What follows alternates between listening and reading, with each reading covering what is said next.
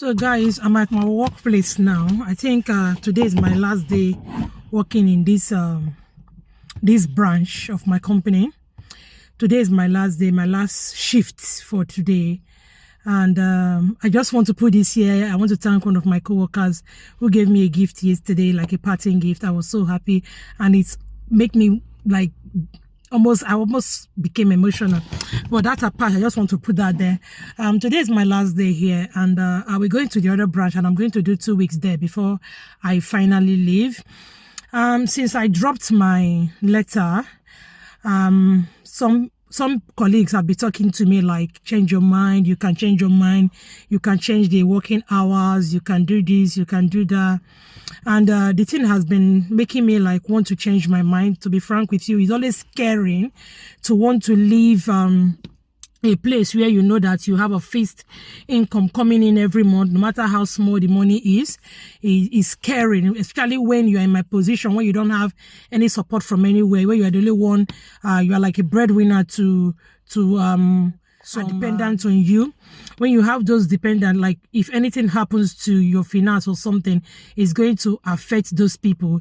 It gets scary, because if it's just me alone, I will survive no matter what. Anyhow, I will survive anyhow. But when you've got children whom you do not want their standard of living to go down, it gets more scary. So I've been looking into that, and I've been telling God to like, God, I need you to tell me something. I need to hear something from you. Unlike me before, the way I used to hear from God, this one, God has been like silence. There's been silence. I wouldn't say silent in quotes. I would say I haven't seen it or hear it the way I used to hear it before. But there are signs, little signs, like subtle, very small kind of signs telling me, yes, what you're doing is right. Today, just this evening after church, I decided to have a nap, and then it's just a very quick short nap. And then when I got up, I said, let me just quickly check what's on Instagram. I saw something I'm going to do a video about the doctor who cooked by himself. I'm going to do a video about that one later, but that was my plan. That was the video I wanted to do before I saw this one now that is making me do this video. So I saw this preacher, which I'm going to put in here now. I saw this preacher speaking, and it was like these words. You know when you go to church and the preacher, that's the first time, and the preacher is just saying something, and it's like the word is directed to you. Like they plan you, like they know you before they plan their sermon. So this preacher was like, he was preaching, he was talking to me. Listen to what he had to say first, then I'll continue. You invest in your child, you don't have to invest for your child. Children require our presence and not our present. No amount of gift and meeting of financial obligations can replace your personal presence with your child. That boy needs to see you. That boy needs to be with you regularly. He needs to glean life through you, not through third parties out there. For those of us who say, all right, let me just hustle. By the time it's 10 or 12, I should be back and I will say something else. Regrettably, and I'm quoting this to someone, regrettably, parenting can neither be delegated nor suspended for a while. As we work for the ring of fame and fortune, the growth of children is irreversible. Like a young tree, it takes the bends directed by the gardener. So is the love of a child. Listen, you can't shape it in adulthood. You can't pick it up from where you left after you've reached the top in your career pursuit. What actually hits me there from what he was saying is the children. It is the children. I have stylishly asked my children one after the other what they think about me leaving my job and all that. And they've all set out their views. My son went to the extent of doing research. He's just in GSS1, what you call, he's in year 7, what we call GSS1. He went as far as doing a research about stress, and about people not resting. He did a research and he came to tutor me. Not that I don't know. I did a full essay on stress when I was studying psychology. I know. You know, sometimes we know these things. Not like we don't know these things. My people will say, boy, like you are a native doctor, but you cannot cure yourself. Not that I don't know. I know. But again, you keep pushing your body. You keep pushing your body. So my son is just like that person whom God has put by the side. I used to like tell me, do it like this. He just says quietly in my ears, you know. He will come into my room and say, Mommy, this cardiovascular disease. You know, when your heart is stressed, you know the pumping. He will not start lecturing me. Wait till I know. My pikin can't teach me again. Today in church, he was sitting close to me in church. We were sitting together today in church. And then I was just looking straight at the preacher. I was just looking straight. And I noticed from the side of my eye that he's staring at me. Then I turned and said, are you okay? Because he was supposed to go to a birthday party this morning. But I said, no, sorry. Whenever anybody invites you for a birthday party, it should be on a Saturday or Sunday evening. You can't go to a birthday party in the morning because you have to go to church. When they invite you for birthday parties, tell them I am a Christian and mommy will not allow me to go to a party instead of a church. So he was carrying his face. He was angry. So, but I tried to explain to him. But we'll talk about that one another time when I'm talking about children. So we sat together in church and I thought maybe he was still angry because of what happened in the morning, what transpired in the morning. So I was like, are you okay? He said, yes. And then he kept looking at me. I said, what is it? He said, Mommy, are you fine? I said, yes, I'm fine. He turned back and then he put his hand like this and he was like this. And then I touched him again and said, are you okay, David? What is wrong with you? Mommy, you are not fine. I said, yes, I'm tired. I'm tired and I need to rest. And then he wrote something on the paper. I said, church closes at this time. Go home and rest and sleep ASAP, ASAP, right? O-A.S.A.P. And I said, okay, it's a promise. I'll sleep. Even when I did not want to sleep, but because I had promised David I was going to sleep, I decided to have a nap because he kept coming to check if I was sleeping or I was doing something else. So he just be like he's an angel that has been sent to follow me. So I have asked each of my children what they think about my job and everything. My eldest daughter was a bit concerned about the finance of the family because obviously she is older. The youngest one, her own, be say, I want to always see you at home. When I'm going to school, I want to hug you and kiss you and, you know, go to school. When I'm coming back, I want to see you at home and all that. So her own be say, let me see you at home. Any other thing, no concern her. The second one wants me to like go out with her, like take her to school, bring her back and all that. Number two. Why the boy own also wants that closeness too. He will ask me, when are you closing today? From all what I saw from me speaking with them, I found out that they just want me around. You know, I'm a single parent. Their father is, I would say, is not always there or is not there. So I'm the one they see, I'm the one they lean on. They are really, really, really, really scared should anything happen to me. My senior one always express the fear. My son always come to check up on me like I don't say they check on small pikin. So I don't want them to carry that burden, like being scared, you know. When a child is insecure, when a child is scared, is not good. So I've promised them I'm going to reduce my work. I'm going to reduce it. Even if it's going to affect our finance, we'll manage anyhow that we can. And the children are happy with that. We'll manage anyhow that we can. But I'm going to reduce anything I'm doing, even if I'm like I'm leaving this work, like that is for sure. I don't think I can, you know. I was scared. Yes, I developed, you know, but I have made up my mind that I'm going to like, let's go. At the end of it all, I'm letting go the job. Anyhow, we'll survive. So from what this man said, what he really hit me from what he said you cannot get that life of those children back.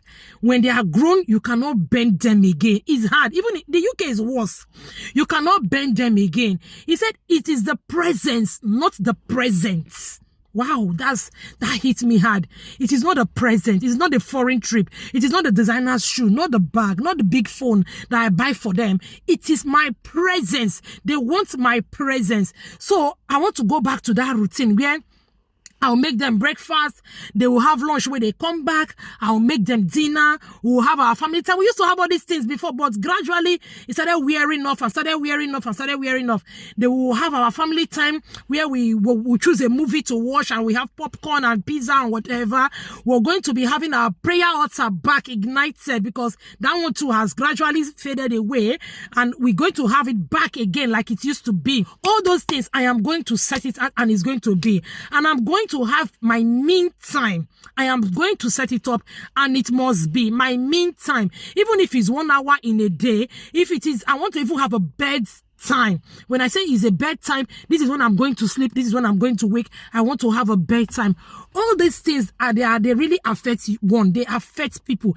They affect me. I'm already feeling, my body is I'm already feeling it in my body. You know, when I'm doing something, I start saying to myself that my body can't carry this. I'm a very strong person. Right from the onset, I know I'm a strong person. I do the work that men do. Not be today.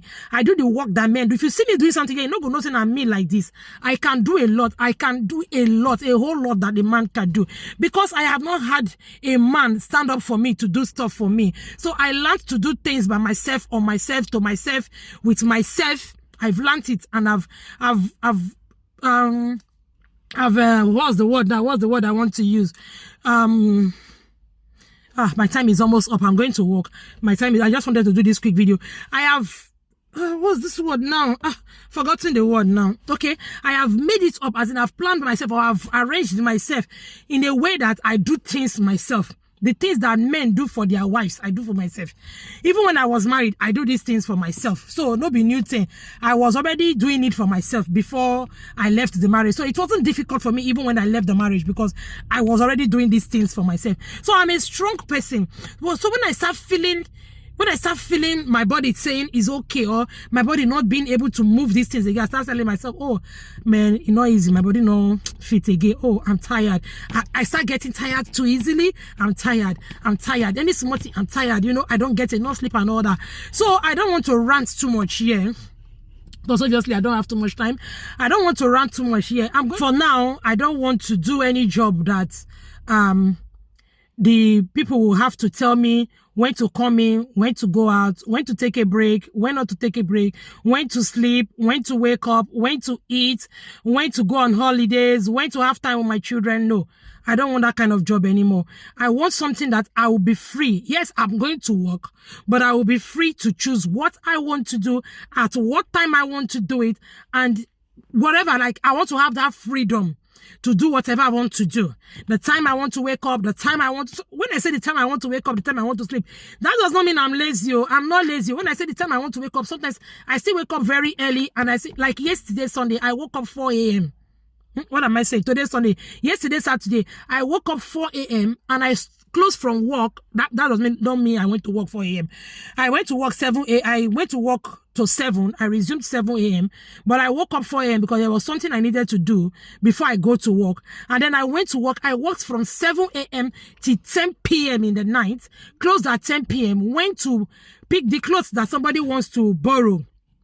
I forgot to bring the clothes home, and she needed to come and pick them today because they need to use them in their church, International's Day in their church. So she needed the clothes, and she has planned it, and there was nothing I could do. So I had to go to my place, my unit where I rented, where I put my store. I had to go there at about that same time yesterday night.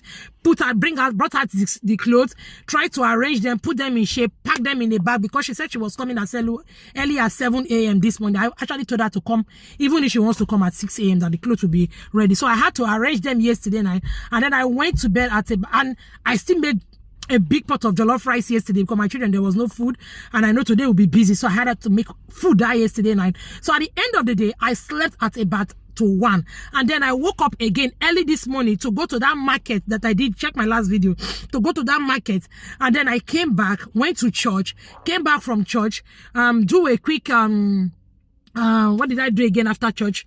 I did something after church, I can't remember, but it was just quick. Okay, I edited that video I did in the morning. I edited that video, put it online, have a quick nap of 1 hour, and then here I am. I resume 5 o'clock, and I'm going to close 10 p.m. And then before I get home, it may be like maybe 10:20 or 10:30 p.m. And then before I sleep, you know, when I get home now, I have to check the children's stuff if everything is ready for school tomorrow. So maybe at the end of the day, I may not go to bed at about 12 because I will still bed and all that. I will not go to bed at about 12 midnight today or after 12 a.m. this morning, tomorrow morning. I will not go to bed. And then I've already lost my number 2's hair. So I'm going to braid her hair tomorrow. I will show you guys when I'm braiding her hair. I'm going to braid her hair tomorrow. She has carried her hair for 1 week without braiding. So I'm going to braid her hair tomorrow by the grace of God. I'm going to braid her hair tomorrow. So you can see my life is very busy. So I need to take her that walk, that stamped work time so that I'll be able to walk around easily. I'll be able to program things easily to fit the children into the schedule properly, and so that I'll be able to be in their life for now. I'm giving myself 2-3 years for them to like grow a bit older. Then I can, if I want to come back to full-time employment, I can come back to full-time employment. But for now, I don't think full-time employment is for me. It's not for me. So guys, that's what I have to tell you tonight. Have a lovely day. Have a lovely, not be day again at night. Have a lovely night. And take care of yourselves, guys. Bye-bye.